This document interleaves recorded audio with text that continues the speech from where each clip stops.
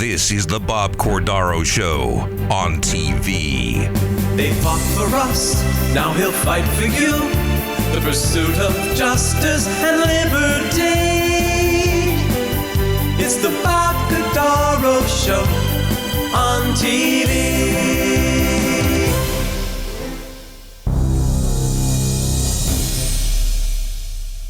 Great good morning, everyone. Welcome to the Bob Cordaro Show on TV. I'm Bob Cordaro, obviously. Well, we've got a special guest today, John Basalyga. I want to get into, I told you the show is all about people that are making things happen here. We want to start talking to our great developers. They've been talked about by other guests of this program. It's time to start talking to them, and John Basalyga is going to kick it off for us. So we're going to talk to John. We're going to find out where he came from, where he's going, talk about some of his current projects, and much more between now and BCTV Extra. We'll be back with John Basalyga.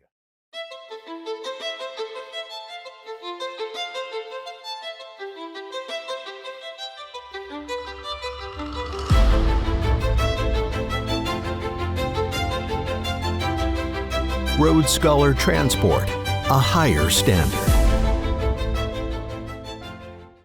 So, by the way, always thanks to Road Scholar for bringing you this program.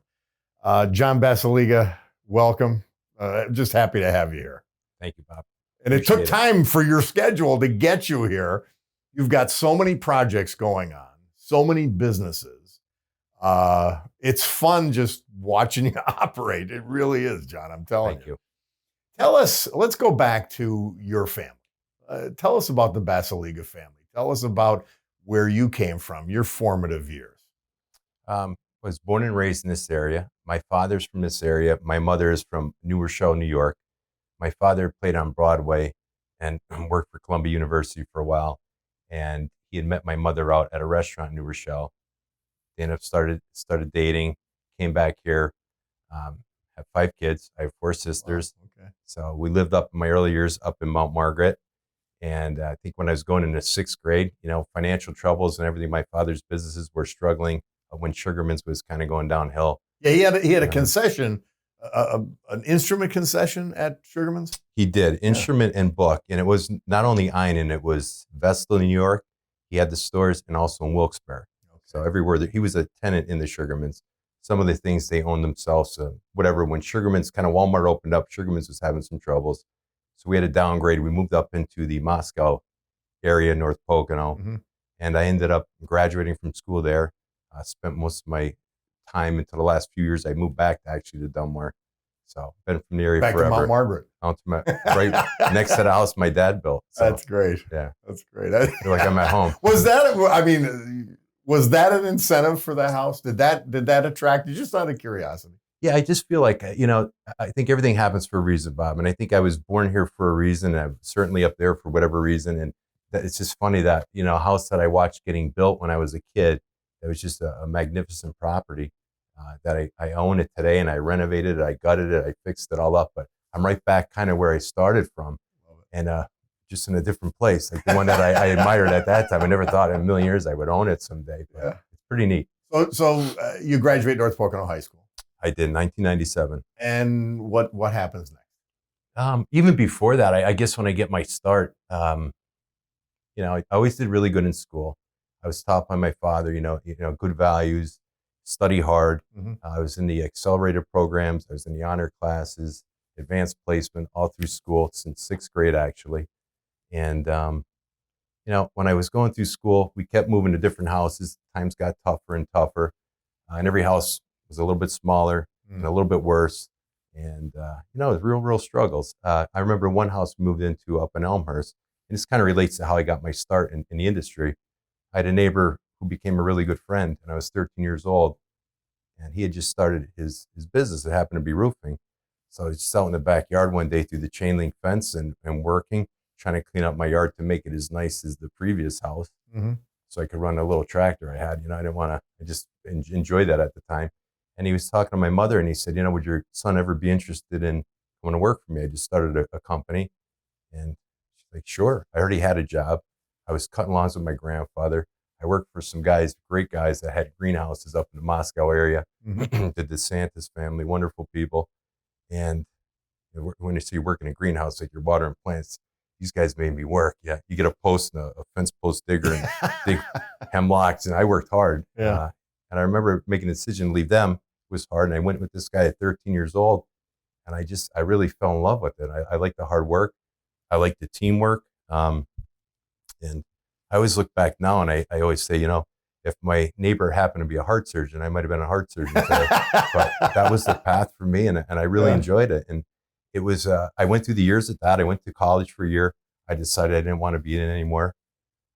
Just felt like it wasn't right for me. I got out of that. I went back to work for him, and I had an uncle that had a construction company out in New York, and I went with him for about 8 months and came back. And when I was out there, I remember telling him, he told me, he said, I'll put you in a trailer, you can run jobs. I said, just want to start off on the bottom, get the respect of the men. And I had mentioned to him, I said, why don't we start a roofing company out here? I really like to do it. I could run it all. I just don't have any money. And he's like, nah, he goes, I like to sleep at night when it rains. So it's kind of like a joke we go back to look at now. And I got back here. I worked for my previous employer for a little bit longer. And at 20 years old, I was doing some side work. And I thought it was time to go on my own and try it myself, do my own thing. And some people just better serve working for themselves. And I was one of those guys. That's kind of where I got my start. Yeah. And I started my own company. Eastern Roofing. What does it mean? Yeah, You had a broad scope for what you wanted to accomplish from the very beginning. Yeah, I always say I'm a very calculated guy, even back then, Bob. I wanted to keep the scope wide open. And certainly I said back then, I said, oh, who knows? Maybe Eastern United States and stuff like that. And looking back 23 years later, I just bought a building in Baltimore, Maryland. We opened up our second shop there. So, we've done work all throughout the East Coast. And so the roofing business, which has started residential most likely, right? I did residential and I did commercial, but when I started off, I just didn't have any, I didn't have credit to go and buy a commercial job, but I was a commercial roofer always. But when I started my own company, it was easier to get the residential jobs before the commercial, but I certainly could do both. And so now it's a very large commercial roofing company. And I'm fascinated by it. It continues to expand even though you're doing all these other things. Yeah, it's like my kryptonite, if that's the right word. I'm a roofer. People ask me, what do you do? I'm a roofer. That was but I look at it now and it was my gateway to everything else. So I'm very proud of it. And I remember my father telling me, he says, I don't know if that's right for you. I imagine you being a doctor, a lawyer, or something like that. And I said, well, Dad, no matter what you do, if you do it well and you do it right, you could be the biggest roofer in the country. You could be the biggest plumber in the country. You could be the best doctor in the area. It doesn't matter. And before he passed, he said, I'm really proud of you. And the company was a fraction of what it is today. Wow. But it just, if you do something, but he got to see that. To it. He did see a little bit of it. Nothing like, I would say, I don't think he'd ever imagined I bought them all at Steamtown and all that kind of stuff, but it was pretty neat. And at the end, he said, you did really well. So. When do you start thinking about real estate? You're in the roofing business. It's expanding rapidly. It's a lot of management, a lot of work to do what you were doing in the roofing business.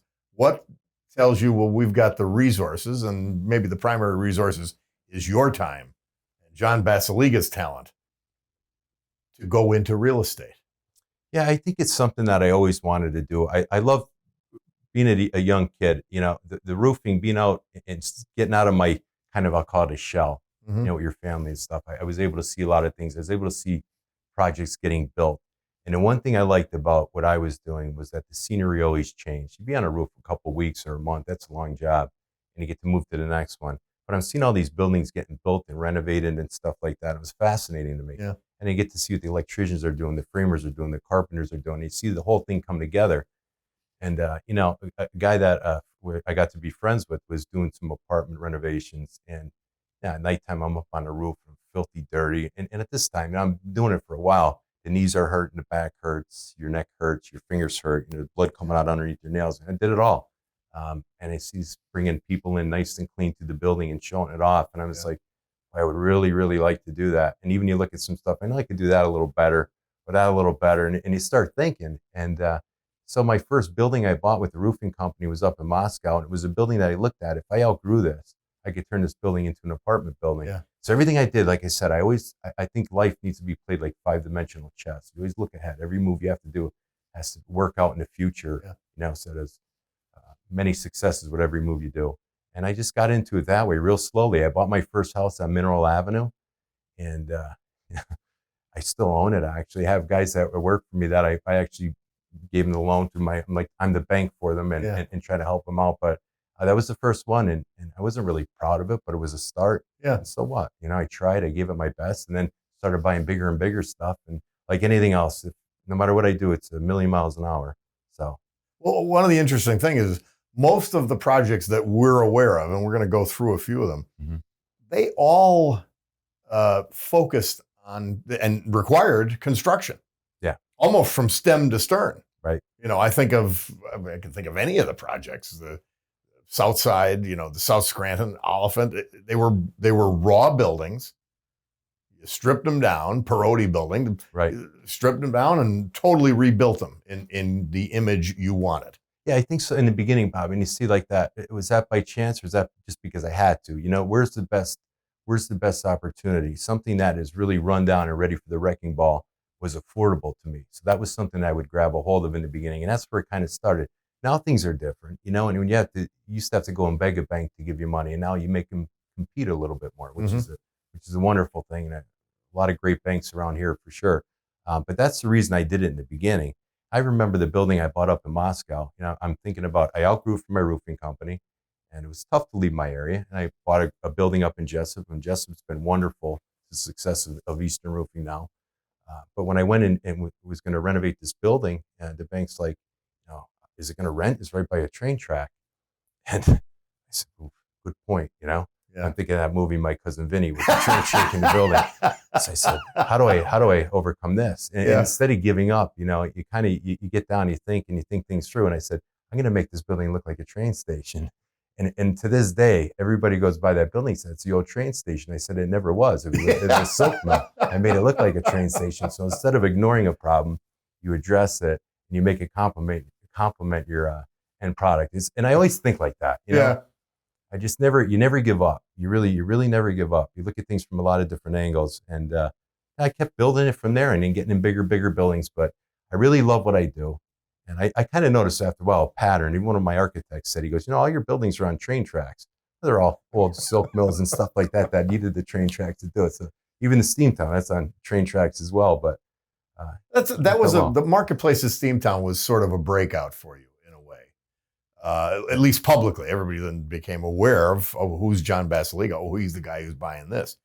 It was in terms of per square foot, it was an incredible steal. But everybody else was afraid of it. Well, I'll tell you that, Bob. And as far as being a steal, I got laughed at when I bought that for $5.5 million. I didn't laugh. I thought it was a great idea. I was probably the last guy that anybody thought would do it. Yeah. And, I'll be honest, I was ostracized by some bankers to stay away from this guy. He's going to implode. And it was right after I think I bought my place up in Delmore and everything else. So it looked like this guy lost his mind. He's going crazy. But what happened to me, it changed me personally, was I got sick and tired. I tell the story a lot. I got sick and tired of people saying how terrible Scranton was. And it started to really bother me. And I'm sitting there and I'm like, I'm going to sit here and listen to it or partake in it. And I was one of them for a while. I was like, I want to get out of here as fast as I can. This place is terrible. And I said, who could change that? We could say, wait for this guy to do it or wait for that guy to do it, or I could do it. And in 2015, when I bought that, and I'll tell you this quick story about how I did it. I woke up in the morning, a week before I went and looked at them all. I said, it's not falling apart. The roof's leaking here and there. I don't care about a roof. That's easy to fix. And the elevators work, right? That's right. The roof would scare that's a real big else. advantage. That's a bigger advantage than people take. A roof is very expensive. And if I could fix a roof, that's good. So it takes that whole element out of a purchase. So I'm in there. I said, it looks pretty good. It's not as dead as I remember. There's stores in here and stuff like that. And I go a week later. I get up early. I go submit my financials to the auction company. I get approved, and I start bidding it. And it was, it was all over TV. And if you look at the newspapers and the articles in the paper, all that, or the things on TV, it was doom and gloom. And it really was a lot of doom and gloom. And I go back often and I look at those articles and I see how it changed to today. I started bidding on it, and it went on for a couple hours. And then when the bidding had expired, if anybody bid within the last 3 minutes, it would add, or with the last minute, it would add 3 more minutes. So that happened a bunch of times. And it got right down to the wire.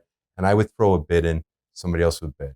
And so me just thinking, being a little bit cynical, I'm thinking maybe the owner is Pushing it. like you never know, right? So I'm thinking, whatever, this is just an exercise in futility. So I bid it, and 10-9-8-7-6, it go back up 3 minutes. This happened 4 or 5 times. Finally, I bid it, and it's going 5, 4, 3, 2, 1. I'm waiting, and then nothing happened. I go, okay. Right. I never really intended on buying it. Then the screen freezes, and it says, wait while we're calculating results.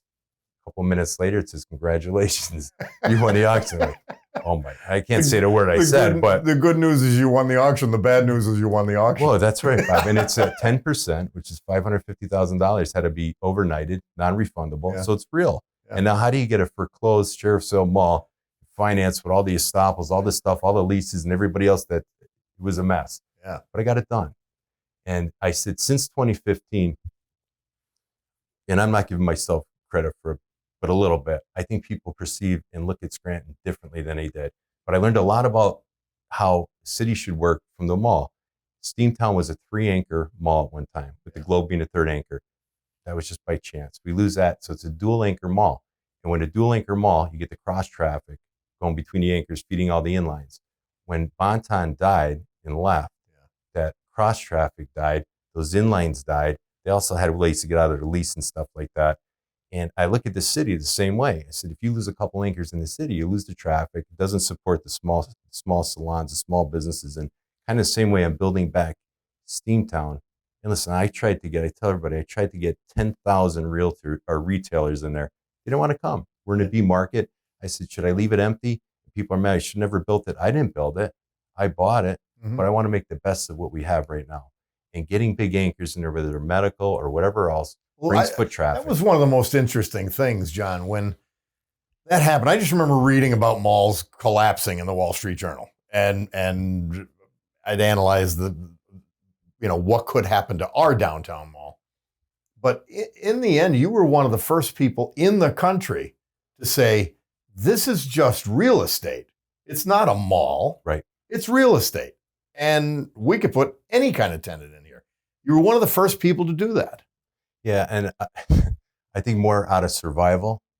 Sure. But it really aged well, I would say. Yeah. And I'm thinking about, I see never fail, but when you're looking down, every time somebody would leave it too, Bob. When I bought it, everybody's like, I want a lower rent, I want this, I want that. Like really, and I'm sitting there, and every time somebody leaves the mall, it's in the paper. And I'm like, you're going to look bad in front of everybody. Everybody's getting concerned what's going on here, and everything's tied to all your other businesses, right? I had to reinvent myself. And what I did when I bought the mall, I inherited a management company, and I was pushing them really hard. What are you doing here? It's not clean enough. I don't like the element outside. I don't like this. I don't like that. Why is this getting addressed? And I fired them, and I brought another one in, and I didn't like what they were doing, and I fired them, and I said, I could do it myself. And I started managing the mall myself. I'm paying these other people to do it, and they're not doing anything. And we had to make some cuts with positions and stuff like that. But it's survival. I went from every aspect of it. I even priced out the toilet paper. I tell people, like, we did everything. We changed the lights. We changed everything. And all the while where we had poor rents coming in. So we're trying to make cosmetic changes and things that are more efficient for us to do it without having the revenue come in. It's a really tough position to be in. We survived it. We got through it. And, part of that adapting to what we have today was done out of survival. You get in a position where you're ready, you don't fail. Yeah. You get down there and you're like, I work best with my back, and I'm in a corner crawled up and I have nowhere else to go. You reinvent yourself, you change direction. You end up owning and operating a big gym, Yes. Brunch Fitness. Yep. So you inherited a business on top of the business of the mall itself, the marketplace. I remember walking through the bridge and I'm like, why is there walls framed in front of this glass? And everybody's like, I don't know. I said, it makes no sense. They said, why would you do that? So we take the walls down, and I found out why it was spandrel. It's called glass. It's non-transparent. You can't see in or out of it. And so I ended up replacing all the glass, putting in there, and I'm going to get a gym. I needed something to be a catalyst. Everybody's watched me. How can you get this place where people are talking about it again? I bring Crunch in, the franchisees from New York City. I said, I have to sell Scranton now. They're like, okay, we don't have any gyms within so many miles. We'll look at it. So I brought them in. I've been here my whole life. I brought them to certain parts of the city. I want to bring them through. They're looking at the buildings. It's gorgeous. Place is awesome. I bring them here. I bring them there. They're blown away. Yeah. I tell them my vision. I show them my renderings, all that stuff. I get the Crunch franchise. I put it in. Big thing. And what do? I changed out all the glass. I put all the treadmills over the road. People could see it's life. You go down Lackawanna Avenue. It's all done intentionally. Also, the glass that I put in there has frets. It could all glow. It's at some point I'm going to put the lights, and I didn't finish it yet. But little by little, Bob, I got a big thing. And even with the movie theater, the movie theater failed. When I had a management company when I bought the mall, I said, "Why is this movie theater closed?" So we could get a tenant tomorrow. I said, "You can? Why didn't you do it?" I found out later why they didn't do it. It was millions of dollars to put in and fit it out. And you get these guys looking for desperate landlords. But I learned a lot. And not everything is always a success, but I'll never say I failed. I just have to change. Mm-hmm. And, that's going to be a big success, the Art House now. The Art House opening up in the fall, right? That's right. And I did it. I had a tenant in there. And what I observed was long lines of people waiting to get service, garbage food. I said, the place wasn't as clean as I would like it. I saw that. I said, boy, this could work. They're just bad operators. And another guy in there, bad operator. So I'll do it myself. So Art House is our people in there right now that care about the community, understand the community. So you have renderings for that Art House and what it's going to look like and how it's going to brighten up. The concept was always almost a Times Square thing. I find that interesting. And it is really a focal point in the downtown of Scranton. And it feeds to your mall. Right. I have to figure out marketplace. To fix something and to find out why it broke, why it wasn't working. And I would be in a movie theater and I would look outside and you get Lackawanna Avenue with 20-some thousand cars a day and nobody's looking in the building. I said, it's just not loud enough. And visually, it's not loud enough. So it will be now. And rendering, I think these put up here. Yeah. Beautiful. We're going to paint the whole building and the mall is going to get painted as well. It just needs to be brighter. I'm not one that likes to paint brick, but this is jumbo brick on the mall. It's not great brick. It's cheaper brick. Just doesn't ever look as good as like the parodies of the world and those kind of buildings. So we're going to paint it bright. We're going to get a lot of lights on it. These video frames on here, with the movie screens, they're actually going to be showing trailers and stuff like that. So I'm just waiting on approval from HARB. So the historical board, that's why I'm move forward. But that's going to be amazing. It's going to help the marketplace. It's going to help the downtown where you own other properties. Mm-hmm. Let's talk about that Parodi building. I just thought that was fascinating. But the Parodi building looks similar. Like you've got a style now. The Parodi building looks similar to the Southside project. What is the Southside? The Village? It's called the Village Square. That was the old giant carpet building. Yeah. And what's similar on both of them too, not only some of the look on them, but is where they're located. They're both on gateways to the city. So if you're coming in, and like I said, I have 100% my heart and soul is dedicated to the city. And I don't like when things don't look right. Mm-hmm. I drive my employees crazy if there's a light bulb out. Like a light bulb's really bothering me a lot. It's a good thing. Right. I go by the mall. I said, you guys are here all day long. You work here all day. Why is this light bulb out? Like it's stuff like that. And so I do renderings at day and night because it has to look just as good as night as it does in the day. But these being located at the both entranceways to the city, very, very important. When you go by the expressway and you see Parodi all knocked apart and beat up, what kind of impression do you get coming into town? Not a good one. It's beautiful now. Beautiful now. It's not even done yet because the signage isn't done. We're waiting on that. But I wanted to create the illusion that the cigar factory was still in business, although there's people living in it. So the signage we have is going to be remarkable, and it's kind of like the cherry on top. So, if you had an overriding philosophy, maybe advice for business people as to what you've learned, what you've experienced, what would those things be? I would say surrender to the flow. And the flow is your intuition. And when you sit and fight something so hard and you wonder why it's not working, it's simple. It's not supposed to work. It's not your path. You find your path and say, why do you want to build these buildings and do all this? That's what I feel inside. I don't fight it. It could be a relationship. It could be anything. It could be a job and you're fighting every single day and it doesn't feel right. That's your sign to move on. And when you feel something, you go with the flow, surrender to the flow and get out of this trap. You see this, I think this whole world is sort of a trap for us to get anxiety ridden and depressed. And when you can see through that, you get your problems and just solve them, get through them, think about them a different way. and stop fighting things that maybe aren't meant to be for yourself. When you think about your projects, and that is so important for a developer because you have to be able to zig, you have to be able to zag, you have to be able to endure roadblocks of all kinds, whether it's financing, whether it's well, this was built wrong, this shouldn't have been there. You know, your as built is very different than the reality you confront when you get into construction. There's all kinds of things that you as a developer have to overcome, and you know that flow theory But seems to work for it. It does, Bob, but it makes it unique too. It makes it something that's not such a cookie cutter project and stuff like that. But everything's a lesson. You know, you look at it like that. Why did something so bad happen to me? It's like, you know, what lesson did I learn from that? And that's the way I take it. I don't get, if somebody cuts me off in the morning, I don't get mad about it. So maybe they have an emergency. Maybe they have to get to it. Just the way you think, you can change every situation to, you know, maybe find a silver lining in it. I think that's really important, because if you can't act like that or conduct yourself like that, you're only going to get so far. You only limit yourself. Do you get any time to relax? I relax at work. Like, I really enjoy what I'm doing. Yeah. I relax when I see success. And I got to say this always, Bob, I used to be captive to the dollar, and I'm not anymore. And I mean that, and it's everything kind of the way we're programmed in society is to be ego driven, and the biggest car, biggest company, biggest this, biggest that, how much money. And honestly, that doesn't matter to me anymore. And once you're not captive to the dollar, you can really relax and enjoy what you're doing, because it doesn't matter. I don't care what he's doing. I don't care what they're doing. It's all what I feel like doing, like I said, with the flow. And it really makes life a lot easier. Yeah. You know, I'm my toughest critic, and I'll always be. And if I'm satisfied with what I'm doing right now, and I feel that this is what I'm supposed to be doing, I'll do it. So. Well, I think you're doing what a lot of us need done with the developments and the projects and the vision.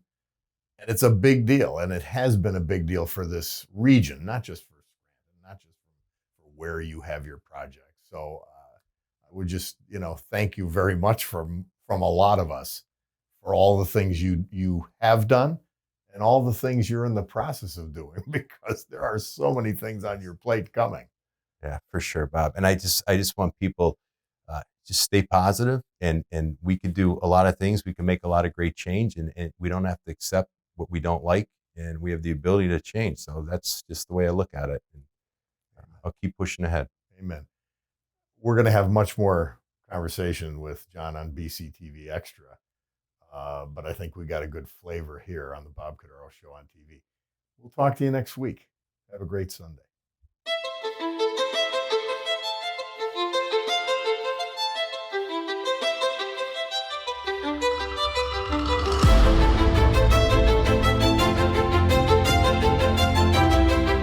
Road Scholar Transport, a higher standard. So we're with John Basalyga, and it's time for BCTV Extra. And John, I thought we would spend some time talking about individual projects. You had the mall, and then Southside. You've got a project up in Oliphant, right? Am I right on that? You have something in the Mid-Valley. A couple things, yes. Yeah, a couple of things. And they're great apartment buildings, retasked warehouse properties. And then you had the mall, Marketplace at Steamtown. The Southern Union building was in foreclosure. It's really the only Class A building downtown. Beautiful, right? And you saved it. You didn't just save the entire other side of Lackawanna Avenue with the Marketplace in Steamtown. You saved one of the quality buildings we have in the region, in the Southern Union building. And I always give credit to Tommy Karam for making his company come here, and his vision in having a major corporate headquarters in downtown Scranton. And now you have it, and you're keeping it up, fixing it, all that. That was a big deal, I thought. Yeah, I think so. And Bob, like I said before, you know, losing anchor tenants in the downtown. I know the Southern Union, the company, really never came here. Mm-hmm. It's right on the cusp of doing that. But you know, that building is an anchor. You know, that's a landmark building, and saving that, just like Steamtown, is very, very important. We continue to do repairs in the building and stuff like that. But we have a good rent roll there now. It's a strong, stable building. I'm lucky with some of my efficiencies that I have with the other buildings, and now I need security there. I have security over the marketplace. We have guys that run around and do all our maintenance on our buildings and stuff like that. So the economies of scale really work. I'm in the right part of the bell curve with all that stuff. Yeah. It's a smaller project, hasn't gained a lot of attention, but the Forum, the project near the Forum with those 12 apartments or so. Yeah. It's a much smaller project than you usually undertake, but it turned out to be incredible quality, filled up as everything else you've done has occurred, and that's a small project. I think you got to be really proud of. There's a reason for it, and I try to. When I got Delta Medics, it was wonderful. I can't thank Delta enough. I had to get 2 of their buildings off of them, and that was part of the thing. It's great. I'll buy these buildings, and for me, I'm looking at it. Well, they're built as doctors' offices. I'll just find a doctor's that's looking for space and take it. And it didn't work out so well. So I had them both on Penn Avenue, the one that I redid in the Forum side, and the one right next to Sambuca's restaurant, my buddy Benny owns, which I love. And I built that out and sold it for, I think it's some art company. I can't remember the exact name. There's a gallery. The art gallery. I didn't know that was your part of the Delta Medics deal. Okay. That was the old Delta Medics. So we fixed it up, sold it. And then the one across the street, I'm trying to sell it. I have it listed and nobody's really looking at it. A couple people here and there. I said, the taxes were insane on it. Everything else, just, do you knock it down? Do you keep it? I said, what could I do with this? So I just came up with a design. I don't have any common area to clean, to vacuum, to heat, to temper, to anything. So we just did individual things out there. And when I first started, I got the drawings done, and then somebody actually wanted to buy it, but I already had like a lot of money into the drawings. So I'm like, it's too late. I'm going to renovate it. So I started cutting the windows and all that. And it was something out of, again, not desperation, never desperation, but like I have no other option to do. What do I do? Necessity, for sure. And just you reimagine what's there. And that building was identical to the building next to it. Just a brick commercial building.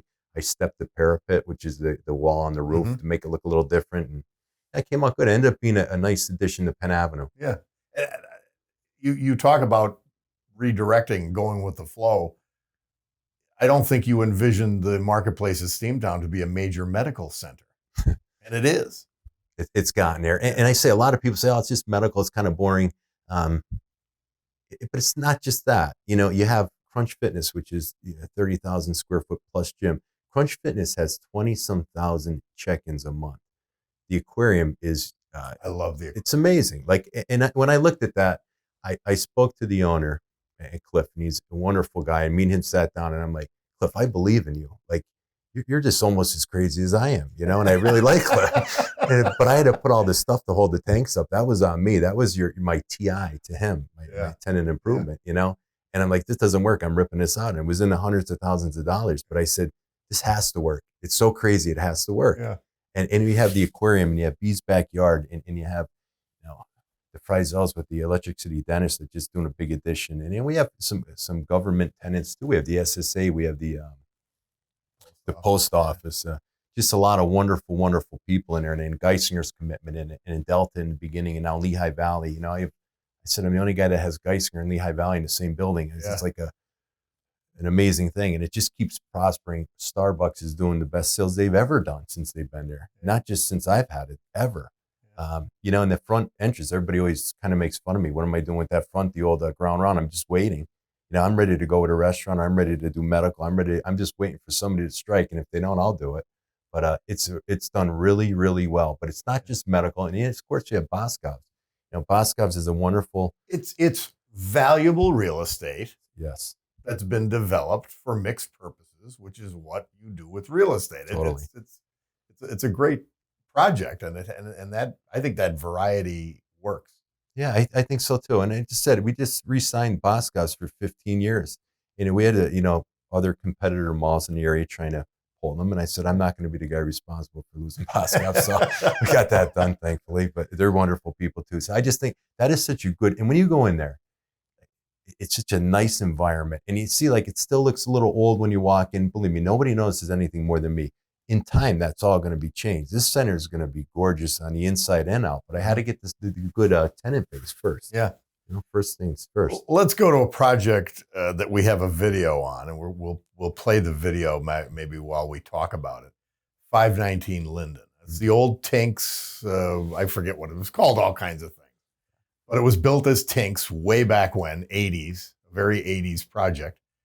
And it had fallen empty, disrepair. And I think it symbolizes almost, even though it's one of your smaller projects, it symbolizes what a developer has to go through. Because when we start to look at it, we're going to see, you've got that video where the underground, those underground storage spaces, essentially, and the fact that we were built on a bog, which all of that part of downtown Scranton was, you had to adapt to that midstream. You buy the building, and now you discover this. You got to deal with it. And I have a pretty good eye. I said this before when I did my interview with the Scranton Times. I said I could tell if I want a building within 15 or 20 minutes, and I'm usually pretty good on it. This one got me a little bit because I didn't know what was under the slab in the basement. And when we went underneath, I knew the vault was bad, and I think I fixed the Electric City Parking garage. And we're showing it now, this stuff. But what I didn't know was when we cut the floor here, there was a 3-foot drop, and you can see the void underneath the concrete there. So, and there's areas where you could really see it, like 3 foot. So basically, the square is a peat moss swamp. So when this concrete was poured a long time ago, everything sunk. Yeah. So what happened now is you have the footings are on the perimeter of the building, and they're starting to become undermined. And the other thing, I had to take this all out, and we had to do what's called grade beams. It's basically intermittent footers, so that if it ever fell again, my floor now is structural, will be held up by all that. But we took out over 700 tons of garbage, swamp, mud, tree stumps out of the basement here. And I remember Fidelity which is wonderful. I said, Fidelity's bought the building next door to me. And I actually called Dan Santinello when I found this. I said, Dan, do you want to drive through? Right? He started laughing at me. I said, but and this is why I say go with the flow. Dan said, no, John, we're good. And Dan's a wonderful guy. And that was my direction to get this thing done. And we got to go. Yeah, that's it. So that's the kind of stuff I was talking about before. That's how I take my orders. And that's what I do. You got good construction people, quite obviously, because they adapted to the conditions that you've discovered, and they got it done. You showed the beginning of this video, the Kubota being dropped down there, the equipment being dropped down. Yeah, but the guys I have, and I'm lucky, and that when you have a work environment where people want to work, these are career guys. These are the best of the best. They're professionals. They get paid well. They show up to work. They get stuff done. They have pride. They're tough. They're good men, and I'm blessed. Yeah. I'm really, really blessed. But when you have a couple good guys, nobody wants to work around guys that aren't that way. So you bring more in. So. And there's nothing standard about this construction and about what you had to overcome. This had to be on the spot. You had to adapt. Field fabricated. And this is here. You never, ever, ever give up. You never give up. And there's days like this. What are we going to do, John? This is a mess. It's going to be costly. He said, keep going. I said, keep going. I said, groundwater. Yeah, everything. It was, and you guys are working in 5-degree weather. The water main gave way. Yeah. It's like what's next? Locust, right?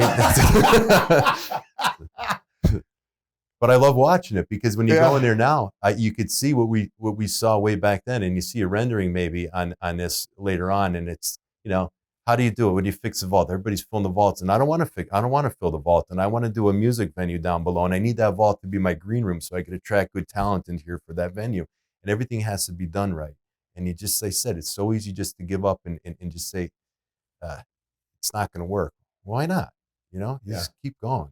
That's what makes us different. So now this building, and all we see tree stumps, we're seeing mud, we're seeing, 3 months, but in the middle of winter, taking out mud, and it was just incredible. So, I shouldn't have put the coming soon sign on it at that point. I should have taken it down.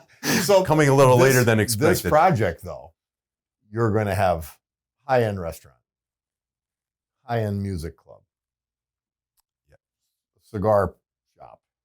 It's going to be, I like to diversify my risk a little bit, you know, and me having 2 floors of apartments up above, I'm going to have 6 units per floor. You know, you get the income from that. I'm going to do the restaurant. And then underneath the restaurant is going to be, like I said, a music venue. That'll be a totally separate business name, totally separate entrance. But after you're done eating, there's connectivity to it. Have a nice dinner, go down, you want to see some live entertainment. I think it's really important to have that downtown again, but it's going to be done right. I'm going to run it with my staff.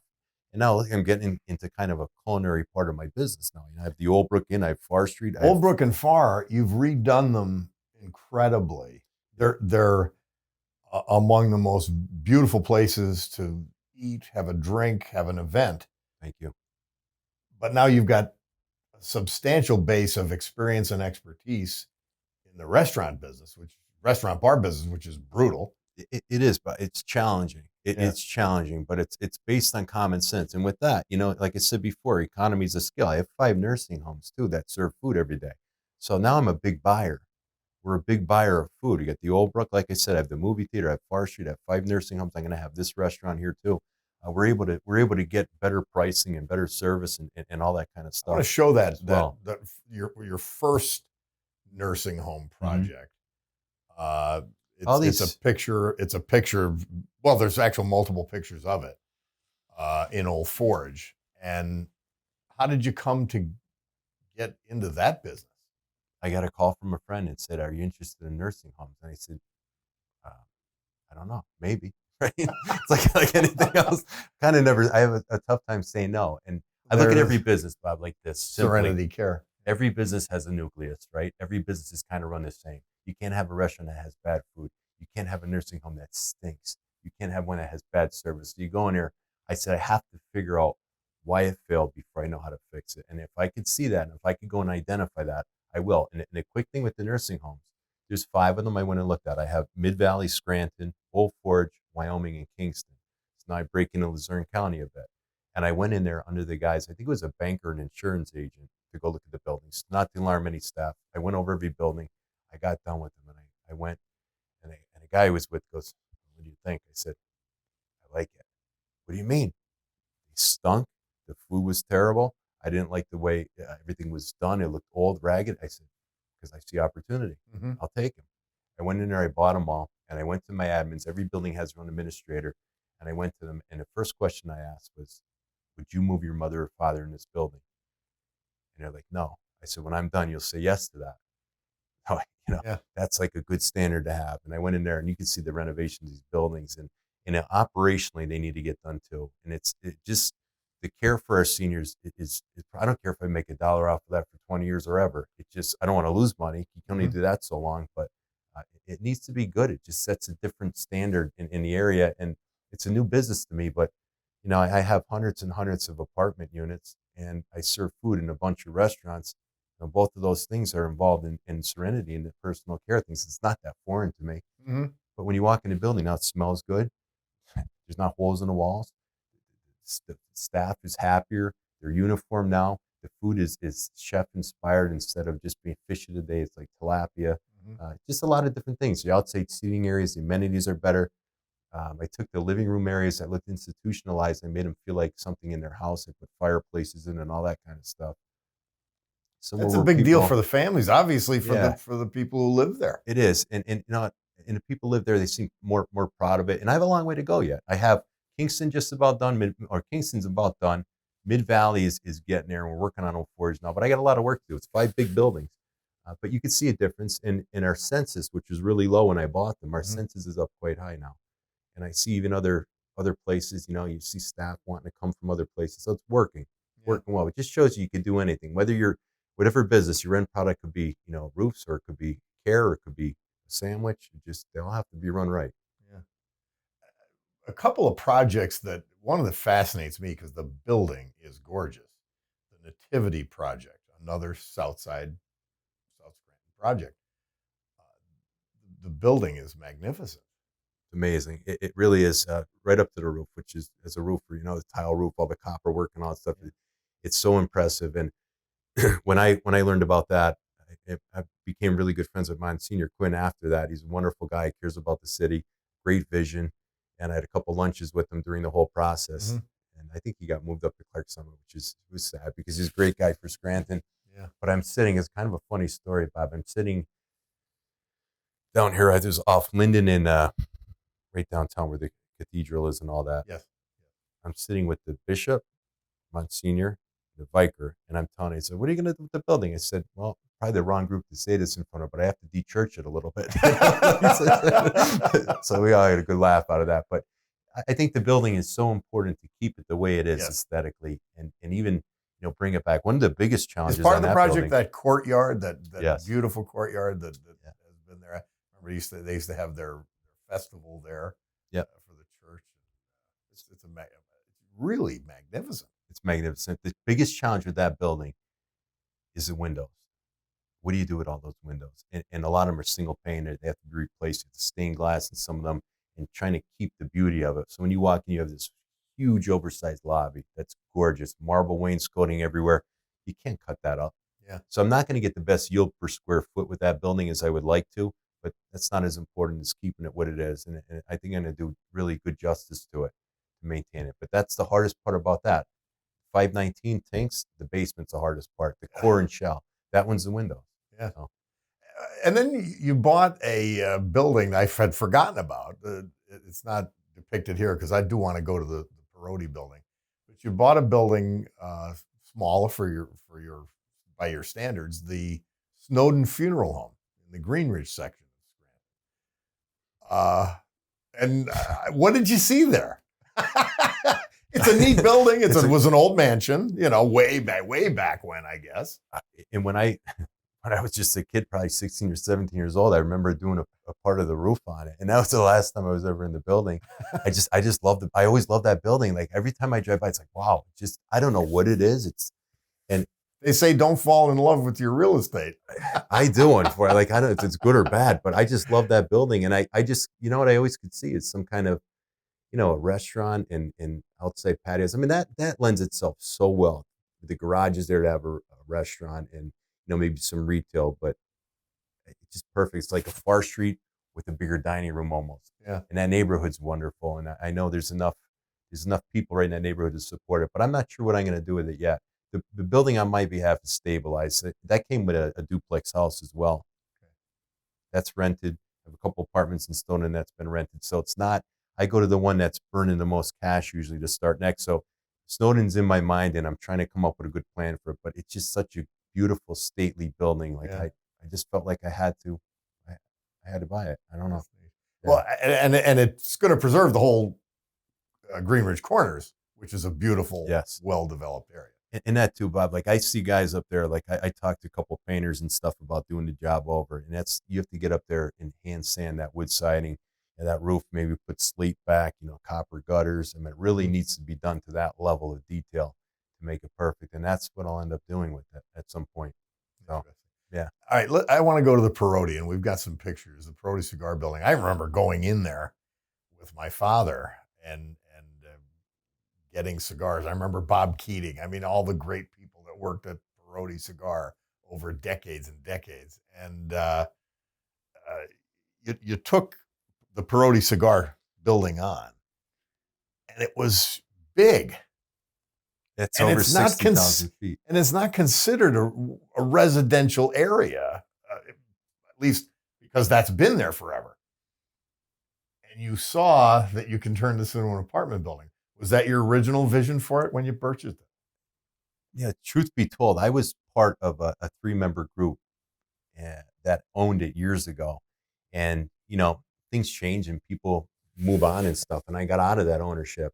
And after I got out of it, I kept asking the 2 guys that were still there. I said, please sell it to me. I said, I'm interested. Let me do it. You haven't been doing anything with it.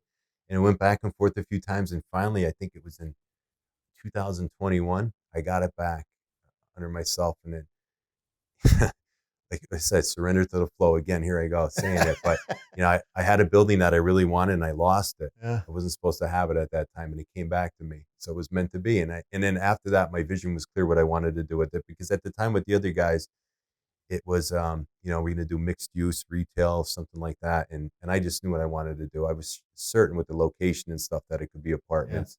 And listen, I think we have 2 or 3 units that are left in it right now. And we just finished them up like a week ago, and that's it. It's full. Yeah. So it's doing really well. We got really great people in it. It's beautiful. I think it's a landmark. And once, like I said, the signage is done and complete on it, I'm proud, and I'm honored that I had the chance to do it. I remember when I went into the zoning meeting and the neighbors were concerned, and it's been sitting there forever. I said, it won't sit anymore. And one of the ladies that lived around was writing me letters, and I would always write her back. They were great. Like, it was great. And I think I left you saved the neighborhood. you saved a neighborhood, Yeah. a working class neighborhood, really, with that project. I left it better than I found it. The trip house, we had walls, shared walls or whatever, that were falling down. And I talked to Mike that runs the trip house. We replaced the walls for him. Down below, I had a neighbor that kind of over the years was driving through our property and kind of made a driveway out of it. And at the end, I said, I'm not going to do that. I gave him that land for a fence. I kind of helped out. I put gates up, fences up, walls up, and all that. You make the neighbors happy. You try to leave it as good. And throughout the course of a project, something's going to fall or blow around, and you just do it right, Bob. But your neighbors are important. They're your partners in a way too. And same to the far street. Like, you look around, I did retaining walls for people. I knew sidewalks for them and stuff like that. I mean, it's beautifying the neighborhood. It does. As have all your projects, unless they're standalone. Yeah, but you need your neighbors, you need your community, be your biggest supporters sometimes. So I always try to leave it. Definitely, I mean, there's no question it's better than I found it. So the building I want to finish with is the old Best Western property. I don't even know what you'd call it, but that horrible hotel that you tore down near the Chamber of Commerce building on Mulberry Street. And we have a rendering here of a 17-story building. Yeah, where I'm at with big. That, it's big. If you look at the Penn Fed Credit Union with the orange reddish roof there, it kind of, that's a big force. That's a big building in and of itself, 4 stories plus. And you can see that orange roof, indicating that this is going to be one of the premier features of any city in Pennsylvania, never mind Scranton. It's going to be the premier building if you can pull this off. Yeah, and I think the best thing with me, Bob, is I have the confidence in the area that'll support this. I think it could work at its core. It's a couple different things. It's a 100 to 110 key hotel, and I might even do my own boutique brand. I think if people are coming to Scranton, they're coming here for a specific reason. I don't know if I need to be a Hilton or a Marriott or something like that. And then I could also change. If that doesn't work out, I could turn those rooms into apartments or Airbnbs or something like that. And it was a couple hundred, maybe 200 apartment units, and maybe the top floors are condos. And then there was about 150,000 square feet retail commercial space and a parking garage tucked in the back right corner from where we're looking at now. If you look at over the front corner of Mulberry and Franklin, you see that greenery. That's going to be a rooftop pool, bar, patios. That'll be accessible to the public as well.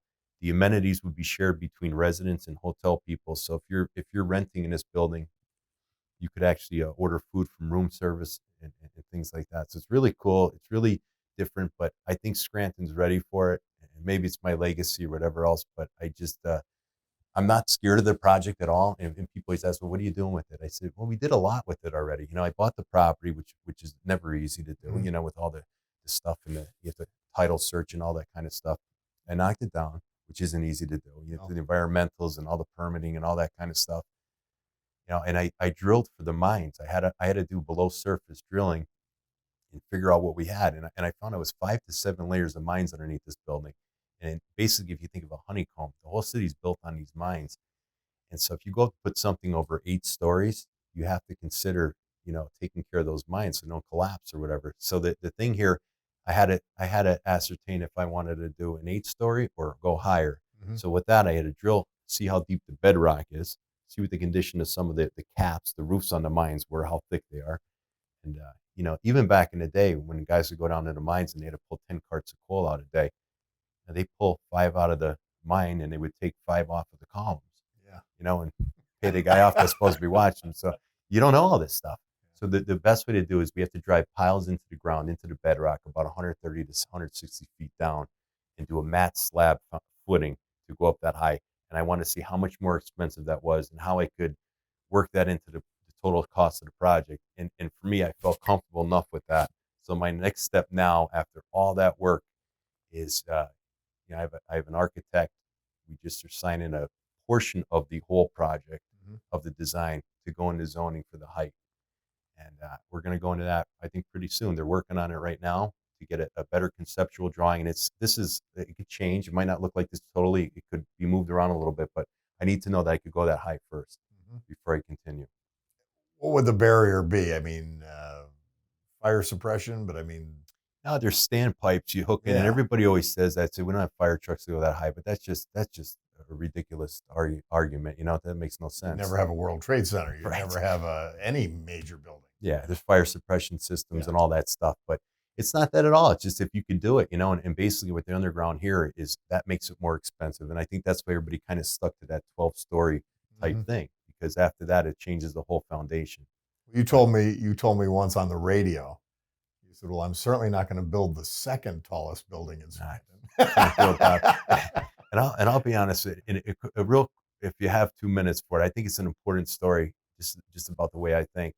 I bought this property for 1.7 million, and I had an offer for probably over 3 to 4 million on it right away. And I said, "What are you going to do?" And I didn't like what they were going to do. Maybe it's something to do with a gas station type thing. And I said, and I could have walked away with a lot of money, right? Mhm. And I said, it's not good enough. It's not good enough for that spot and that location. And I said before, it's not all about the money with me. Gateway project. That's Yeah. right. That's right. Themes I know I'll can do it right. Reoccur.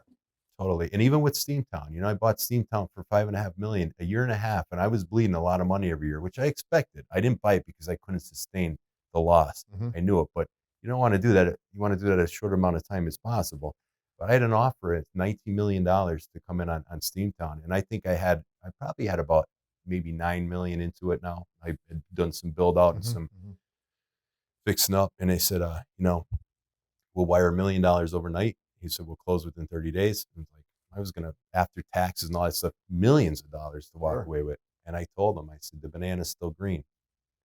They go, are you crazy? They were going to build up debt on it and dump it. I know it. And nothing good for our city. So I walked away from that too. And maybe I'm an idiot, or maybe I just care a lot. But that's how I am. I never got a penny of grant money. I never got any money from anything. I earned it from $1 myself, and with great staff, of course, and things like that. But I'm really dedicated to the city. So me doing this project, and I never missed my mark once. So if I say I'm going to build something. When we look at this and we say, the video we previously shown, some of that subsurface issues in miniature, you've now learned how to handle it. Sure. Silver lining. Or to deal with it. And so that headache can possibly become the thing that stabilizes and makes this project happen. Absolutely. There's always a silver lining, and take everything as a lesson learned, and just it helps your growth. The bad times help spur your good times. So I love this one as much as anything. We could use it. It's a skyline changer. It sure is. It's a big deal. And every time there's an article, whether it be this or whether the newspaper or anything else that has Scranton with some sort of positivity towards it, people hear it out in bigger cities and stuff. And it's at some point it's going to be, what's going on in Scranton? It's, there's cranes up in the air. I like to see cranes. I want to see cranes putting up steel and stuff like that. And it's, what does this guy see there? What do these other guys see there? And eventually, maybe there isn't anything. And my Columbus Day speech, when I said, if there isn't a hype, create one, but you always follow through. And, this might be the first of many things to come. And if it was a great area once, I think it could be great again. And it's exciting. I just want to be, have a little part of it to push it forward. And, outside of politics and all that other garbage, I just do it for the right reasons and for the community. I love the people. Nothing's better than when somebody comes up to me and says, John, thanks for what you're doing for this area. And because I just want to do it. I like it. I was born here for a reason. Yeah. Can't be a better way to end. Yeah. John Basalyga, thank you so much. Thanks, Bob. Appreciate it. With you, my friend. Yes, sir. Thank you. Well, I I learned everything I wanted to learn out of that interview and more. And I'm excited to talk to our developers. John Basalyga is one of our best. We'll see you again. BCTV Extra, of course, the Bob Cordaro Show on TV. You can see all of our programs if you go to YouTube under the Bob Cordaro Show on TV. Until next time. Thanks for being part of the program. You've got an appointment every Sunday morning at 11:30 right here on WNEP TV, The Bob Cordaro Show on TV.